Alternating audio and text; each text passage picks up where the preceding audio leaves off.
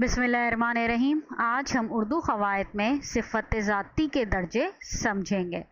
सिफ़त को एक दफ़ा फिर मैं आपको समझा देती हूँ। सिफ़त वो कलमा है जो इसम की खूबी, खामी, तादाद या मक़दार को ज़ाहिर करे। इसकी 4 अक़साम है। इसमें से सिफ़त ज़ाती जो उसकी अक़साम है, इसकी दर्जे हम आज समझ रहे हैं। पहला दर्जा है तफ़सील नफ़सी, यानी कि पॉजिटिव डिग्री।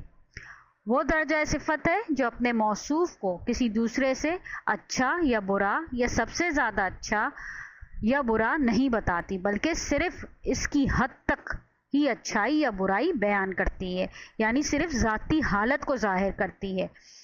लेकिन इससे ये नहीं मालूम होता कि दूसरों के मुकाबले में मौसूफ का क्या दर्जा है। इसको हम क्या कहते हैं? तफ़सील नफ़सी। जैसे मिसाल के तौर पे असद होशियार लड़का है। अब इसमें क्या बताया जा रहा है कि होशियार असद की ज़ाती खूबी है, यानी कि इसकी ज़ात के बारे में बताया जा रहा है कि वो सिर्फ होशियार है अपनी ज़ात के हद तक, ना किसी से ज़्यादा ना किसी से कम। इसको हम क्या कहते हैं? तफ़सील नफ़सी।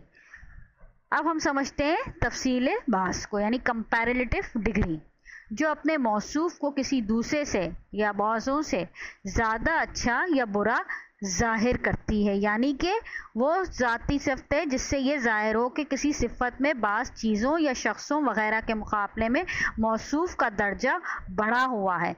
जैसे असद जावेद से ज़्यादा होशियार है। अब क्या बताया जा रहा है कि असद किससे ज़्यादा होशियार है?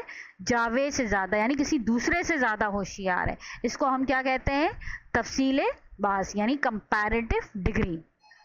अब आगे देखते हैं तफ़सील कुल, सुपरलेटिव डिग्री। वो सिफ़त है जो अपने मौसूफ को दीगर तमाम चीज़ों से अच्छा या बुरा ज़ाहिर करती है, यानी कि वो दर्जा है जिससे ये ज़ाहिर हो कि मौसूफ का दर्जा किसी सिफ़त में दीगर सब चीज़ों से या अफराद वग़ैरह से बढ़ा हुआ है।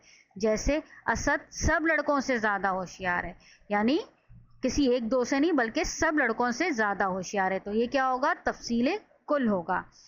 इसमें एक बात ये नोट करने की है कि जब हम तफ़सील नफ़सी होता है, तफ़सील नफ़सी के अंदर हम ज़्यादा लगाकर तफ़सील बाज़ बनाते हैं, और तफ़सील बाज़ के अंदर हम बहुत ही या निहायत ही बढ़ाकर तफ़सील कुल बनाते हैं। उम्मीद है आपको इसमें ज़ात की दर्जे समझ में, सिफ़त ज़ात के दर्जे समझ में आ गए होंगे।